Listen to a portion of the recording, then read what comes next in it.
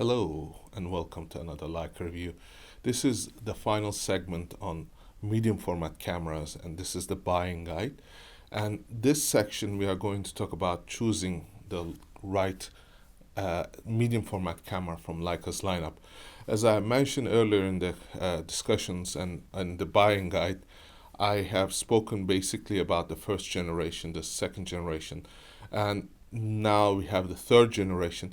Basically, if you are to put these two types of cameras onto a kind of a map on how they would perform under certain conditions, it will be very important to notice the distinct differences in terms of the ISO performance and the type of the sensor that they have. The first version that we had, that was in 2008 for the Kina, it was very limited in the ISO range. It went from 80 to 1250. So it wasn't a whole lot of ISO range that we could use. It sort of mimicked what the films used to be like. So if you had a 400 film, you get this kind of a small amount of noise, and then you had 800. When you went up to 1600, you would have a lot of noise, and there was like 1000 film as well. So those sensitivity levels used to affect the amount of noise and grain that you used to have. So if you compare that to the CCD type of sensors that was in the Leica's lineup, you could see that this kind of noise pattern would sneak in as soon as you push the ISO above, for example, 400 or above. So those noise levels, to some extent, would be acceptable as being an artistic expression, but overall, if you looked at it from a professional point of view, delivering a commercial product for publishing in magazines or on other sites, that would not be the acceptable format. So what would happen is that anybody who shot with those cameras, including myself, we clearly understood that there was a limitation in terms of the ISO performance. So we had to light it accordingly. We had to use our aperture settings accordingly. We had to ensure that the image that we were going to create was well thought out. Now, that type of CCD sensor was originally produced for by Kodak. And what you saw was a technology that had a very close connection to the analog. And that obviously moved on, and the color science, of course, with the change of sensors, also altered, because the sensor, when you change it from a CCD to CMOS, is going to have distinct differences. And if you put two photographs side by side and you compare them, you see the distinct difference between CCD and CMOS, especially in terms of those vibrant colors. If you look at the blues and the reds, you're going to see differences in terms of tonation. And that is where it becomes very important to know how to match the color you are intending to have by using color charts. And those color charts are essential if you're doing fashion photography. And it's for those reasons there are steps to taking photographs with a CCD type of sensor camera. Now, the technology has moved on. Now we are on the third generation, which is going to be available in spring 2019.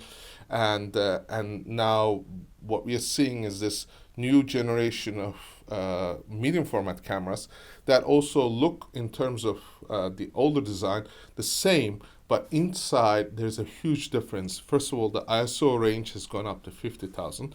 Of course, that ISO range being so high does not mean that you can actually use it for those like 50,000 or 25,000 levels for photography. But what it's saying is that you can actually begin to push your ISO up to 3200, even to 6400, and still have an acceptable image quality. And it is for that reason that advancement in technology translated to a new generation of photographers who could take their medium format cameras and use available light even at night or low light situations and still attain incredible results. And considering that the lenses are very fast for a medium format, you are also going to get beautiful imagery, beautiful tonations, because the the quality of the image is there. You can look at the bit rates, you can look at the design of this lens, and what it is going to translate is these gradations in tones. Especially with 64 megapixels, that is going to be even better. And it is for that reason it is important to understand why you are buying it. And buying it as an investment point of view is an important decision, because that camera is going to cost you over $2,400-$2,500 once you start putting things together. So that is a serious investment, and that is a serious consideration. Now, on the flip side, if you have been using, for example, M9 or M10, and you decide that it is time for you to move your game up to a medium format, you have to understand there are two important components to moving to medium format. First of all, let me give you a warning. If you go to medium format and you get used to that look of medium format, anything else is going to look inferior to that. It's like driving in a luxury sedan or luxury vehicle and then stepping into a very cheap compact car. The difference is tremendous. The fact is, you are going to still get from point A to point B, but the difference in the feeling and the sensation and the quality of that image that is going to translate in terms of a look is going to be totally different. It is, for that reason, you have to consider this purchasing decision carefully. Secondly, the important decision that you need to do is your lenses that you had for your Leica M10 or M9 or the lenses you may have had for the Leica SL are not going to perform the same way. What it means is you're going to have to buy medium format lenses. That's an investment in itself, because you're moving into a different category. Now, good part is medium format lenses, they have not changed over the years. They are pretty much the same way they were when they got first introduced. So what we are seeing is pretty much the same type of lenses being there, but the camera quality keep going up. So once you get into that and you start investing in it, you're going to immediately see that your game has moved up. So your considerations are going to be, do I have enough light? Do I have enough available light? Do I know how to place the subject in a way that I can create the image that I have intended to? And what are the limitations of my camera if I'm capturing it?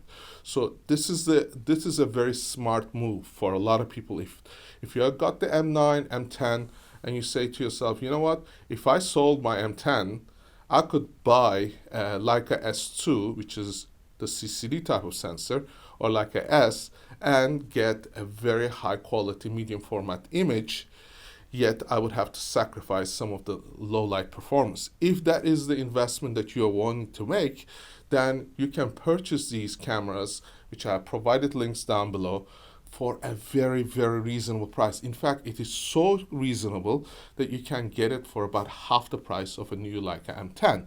So this is something that is an of important considerations, yet it is not going to please some of the new cameras that are going to be coming out. They're going to say, buy the latest, buy the good one. Well, I'm making you an offer, I'm making you a choice by saying, here is the options, make an informative decision. This is why you'll not see saying like, oh, quarter the price, twice the quality, or this kind of thing. What I will say to you is, this is the option that you may have for a Leica S or S2, and you will get images that are going to be incredible. But remember, you have to shoot during daytime.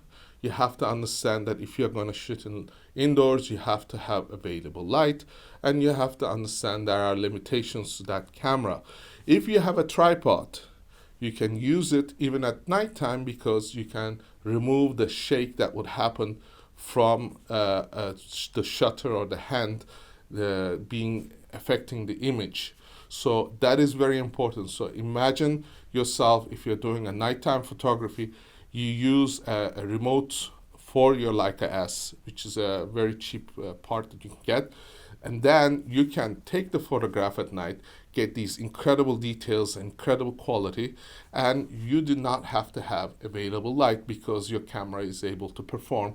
It will have maybe a 5-second or a 4-second delay in terms of capturing that image, but it will give you that image, and that image is going to be better than anything else you can get with a regular full frame camera. Having said that, looking at it on a different format, looking at it in a different stage, it's going to also matter with the type of photography you're doing. If you're doing food photography, for example, you're going to have proper lighting, so you're not bound by the limitations of the ISO range. You will probably put your ISO at the lowest and get the highest quality image without having to have noise creep in. So having a CCD type of sensor is no means a weakness or is a handicap. It just means that you're going to have to perform your tasks within the limits of that camera and lens combination. Having said that, looking at Leica S, you have to also understand that this is a camera that is going to get attention because it does look big, and if you go out on the streets, you're photographing, you have to let other people know that you're photographing. It is not like a cue where you can take it out of your pocket and do indiscreet photography without letting other people know that you're doing candid photography. Personally, all photography, whether you're doing it on the street or elsewhere, you should be able to convey your intentions to the other party or to the people that you're taking your photographs and let them know that this is a good thing, not something that is invasive or it's something that is going to put them in jeopardy of looking bad or having their photographs taken when they don't really want to. So what I always do is approach them. I tell them, look, I want to take your photograph. I'm so and so. If you want to look at my website or my Instagram, here they are. And they would understand. I'll tell them your photograph is going to be the one that I'm going to share for my Leica review, or it might on my Instagram post, or it might be something that I might keep it for my own personal collection. That does not put that person at risk. It just tells them what your intentions are. And if you conveyed your intentions right, you can take your medium format camera, take that photograph, because that shutter is going to be loud. That loud shutter is something that is unavoidable. So if you try to take a kind of photography type into the streets and you're having that shutter release, you are going to have trouble. So what I always recommend, and these are the settings that you should do if you're using, especially on the CCD, you have to put your shutter at 200, at least 125 to 200. That is the base limit that you should have on your camera. If you go below 100, you're going to have issues. So don't go to slow shutter speeds unless you put your camera on a tripod. So 125, 200 is the safe zone, 250 is the safe zone. Those are the numbers that I like to shoot when I'm doing photography. That eliminates much of the shake that comes from your hand. It eliminates much of the shake that comes from releasing of the shutter. So your images are going to be not blurred, but they're going to be crisp and sharp. Secondly, I like to shoot this CCD type of cameras at wide open. What that means, the aperture when it's wide open is going to create beautiful bokeh. That is why you have a fast lens. That is why you can create great images. And if your intention is to have everything in focus, then you put it at f8 or f11, put it on a tripod, take your photograph. That is going to give you architecture, that's going to give you a landscape, it's going to give you all these other options.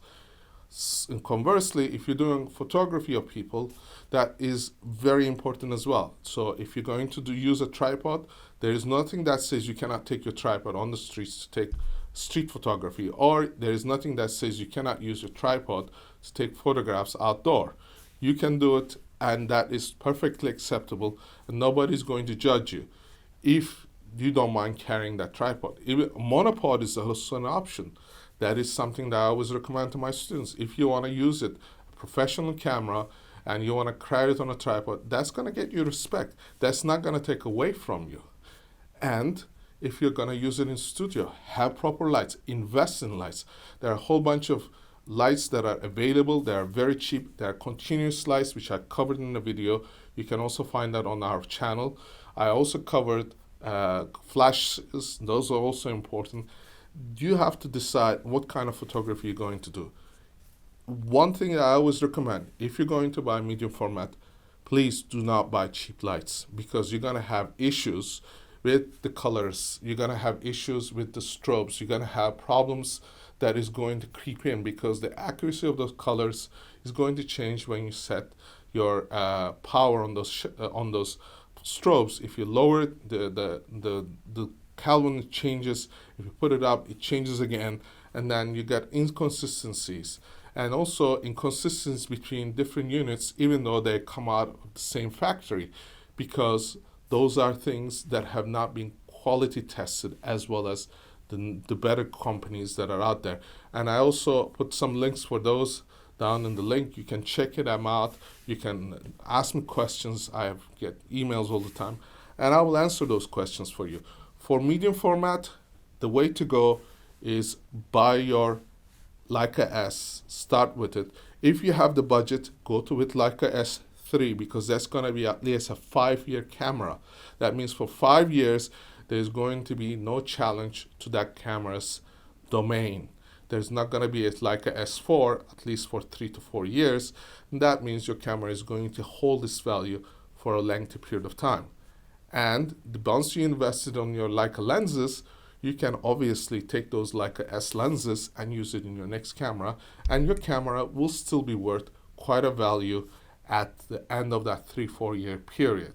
So think of it in that, and think of the process that you will be taking, and ensure that you're able to cover those costs if you're going to do commercial photography. So I hope this has been an informative review. I hope this has been an informative tutorial. I hope that you are able to have a more complete understanding the whole process of photography and choosing your product, whether it's like a rangefinder or like a SL or like a S or even a point and shoot. And for that, the only thing you have to do is watch these reviews, watch these tutorials, and then make an informative decision.